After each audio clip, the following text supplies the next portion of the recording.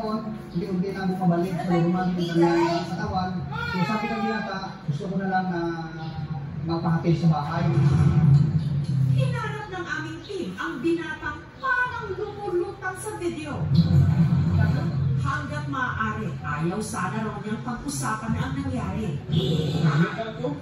Pero kinalaunan, nagpaunlak din siya ng interview sa kondisyong poprotektahan ang kanyang pagkakakilanlan.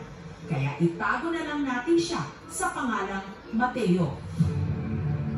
Pumunta ako sa com shop kasi gusto ko sana mag-review for our quiz kasi nga wala akong phone. Kumain ako ng galap. Hi! Hi, Marco!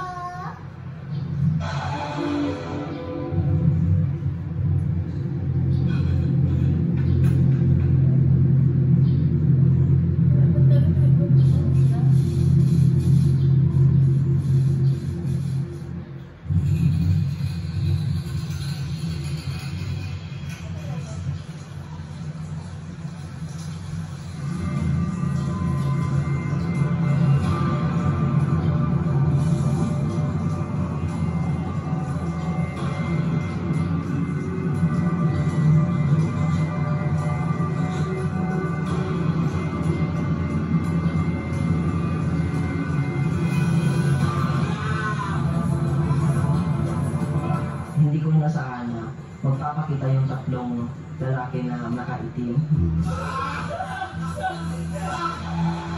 Lalaki sila, matatangkad, mahahabol yung buko. Mapupula yung mga mata nila, katayo sila at nakatitig talaga sila sa akin.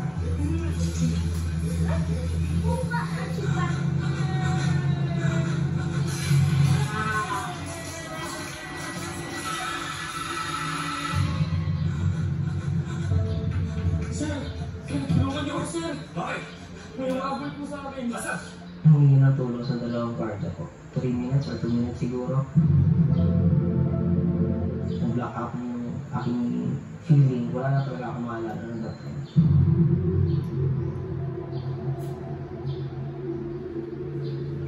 Sa pagkakataong ito, may ipinagtapat na si Mateo. Isang sikreto na matagal na raw nilang pinakatatago-tago. Hindi naman first time na nangyari sa akin. 13 anyos lang daw si Mateo nung nagsimula siyang makakita ng mga nilalang na hindi raw niya maipaliwanag. Ano bang iniisip mo at tulala ka? Bakit nalungkot ka?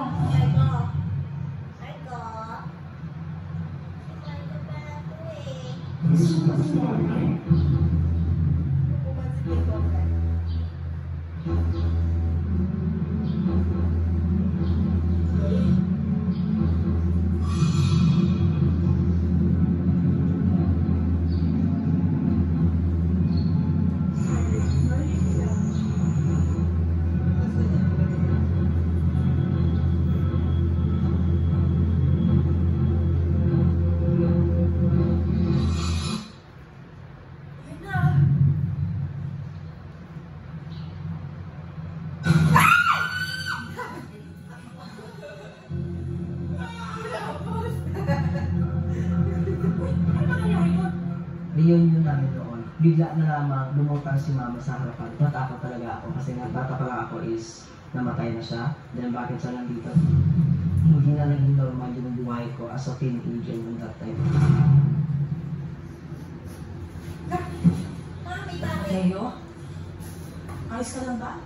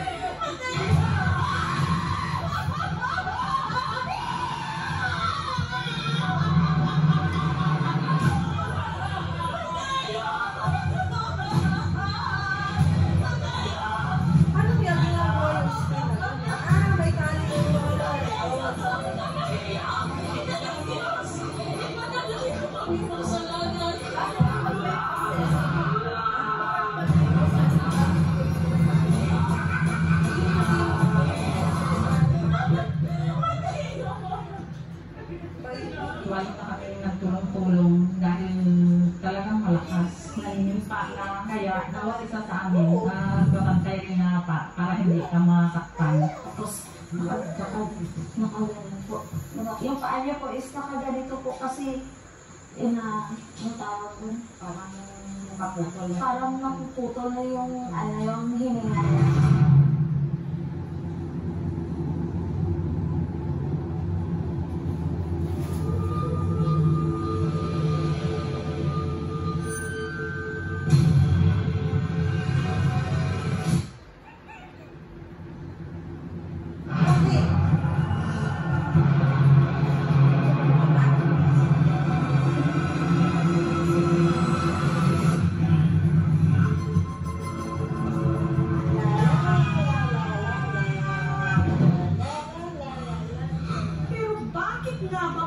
Sangiban si Mateo. Yung mother niya po is parang sinasangiban po ni Our Lady of Lourdes po.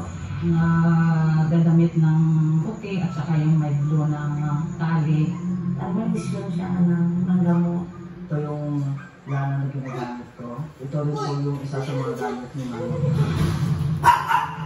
Nandito na ako ngayon sa sitwasyon na ito at marami na akong pinagdaanan. At kung yung misyon ni Mama na hindi na natapos at pinasa sa akin, so ipagpatuloy ko na lang talaga ito. Mahirap kung bakit nga ba ako yung pinipili nila para lamang saktan yung sarili ko. Nakakatakot lalo na yung mahina yung presensya mo sa Panginoon. Mami, habang gusto ka, pinagpapul pa. Kung titignan niyo yung video, merong paglutang na nangyari. So sa law of physics, hindi nila kayang yung umangat ng tao na maging stationary siya na nandun sa airborne. Maraming factors. Una, kaya niyang iangat talaga yung sarili niya by just contracting his muscles. Wala talaga ako kasi lumutan talaga ako. Ibang lakas yung sumalit talaga sa akin. Hindi ako gymnast or something na makakabenda na. Ang video ni Mateo, nung di umano, sinapian siya. Napanood ng mga paring exorcist ng Charismatic Episcopal Church ng Hingoog City sa Misamis Oriental. Yung pag-urutang ko lang, nag-test na lang, kasi biglang umuman, napasok sa mga. Kahit ilang tao nakahawak sa kanya, sobrang lakas pa niya, hindi mapigil. Peace will recover.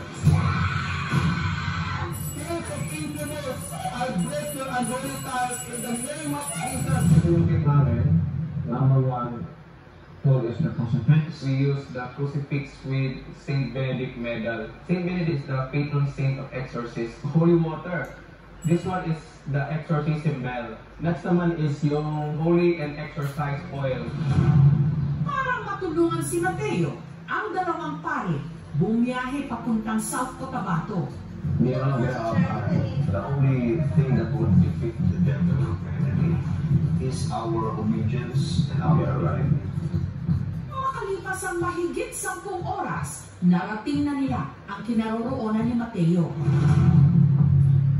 Isa sa mga reason bakit ang tao maging demon possessed is what we call the exposure of the occult practices. O kaya they have this what we call generational curses. Kung ang nanay mo ay manggagamot, then yung mga spirits kasi na nandoon sa kanila, mapapasa yan sa next generation. Ang yan, ang pinaka-immediate ni Ana is ang ilang mga anak. Yes, Father, kasi nga, kay Mama ko pa lang, Father, may history na talaga siya sa panggagamot. Pero si Mateo, nagdadalawang isip kung sakali raw kasing sumailalim siya sa tinatawag na deliverance, maaaring mawala rin ang namana niyang kapangyarihan sa kanyang ina na makapanggamot. Ngayon naman po, pero siguro, Father, may purpose kasi po. Bakit ako nagkatuloy ito? Huwag mong tanggapin na ganyan na yung buhay mo. Willing ka ba na tulungan ka namin na mawawala si Satanas at sa ka-influence ng Diablo sa buhay mo? Yes, Father. May God uproot and cast out from these objects all power of the evil. Sa puntong yun, sinimulan na ang exorcism. Sa cleansing prayer pa lang, nag-react na siya. May sinasabi siya na hindi natin maintindihan. Yung mga iyaan, kunting kalalan.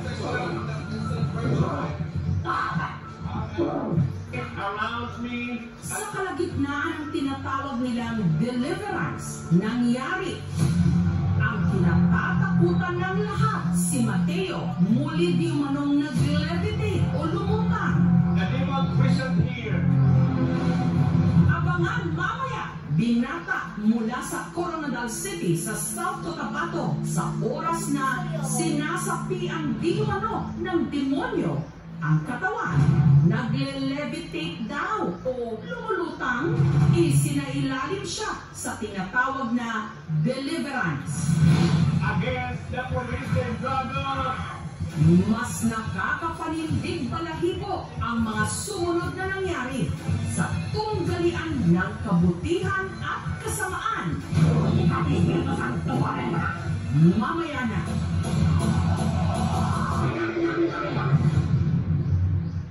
Susunod, mga segunda manang malika, di umano sinumpa. Kukuha sila ng kukuhaan ng energy para mabuhay sila. Christian?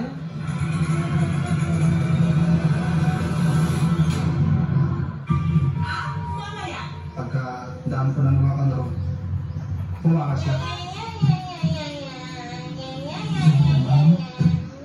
Sabi ko, walang nakita ang pumasok sa camera, pero sa mata ko, kita-kita ko. isa sa mga inuulit ng urban legend sa ilang parte ng Kabisayaan ang tungkol sa isang babaeng nagngangalang Maria Labo. Di ano, siya ang naghasik ng lagim na umabot pa sa puntong napigil ang ilang mga klase at nagkagulo sa ilang mga barangay. Pero sino nga ba si Maria Labo? Antok na yan!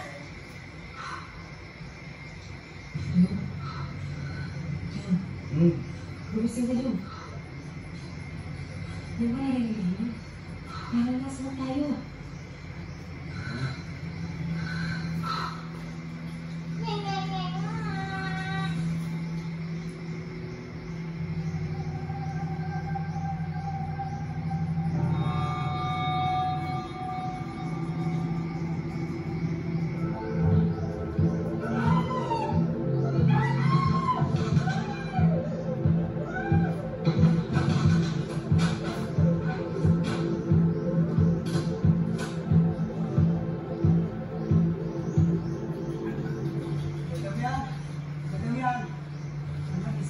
Sana nga. Nakakatakot yung parang babae mo. Matatakot? Ano akong sugat dito sa mukha?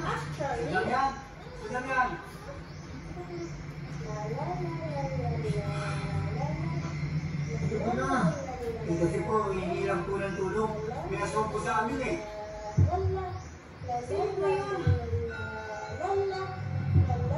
Kaya,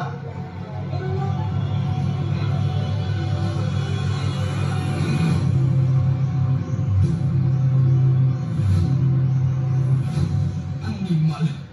Itim! Kabuto? Hindi man. Ako pala si Maria Grace Andrade Tupas. 26 years na po ako dito sa RMN. Ako po yung gumanap ng Maria Labo.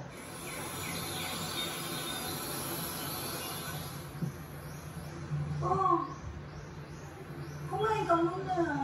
Init na, nahanap na ako siya. Nagkaluluto ka ng Bogart, halika dito. Bogart, over here. Bogart. Si Maria Labo po, isang simpleng bahay lang po ng isang pulis. Ay, tama na ang laro. Magkita-kita, kain na tayo.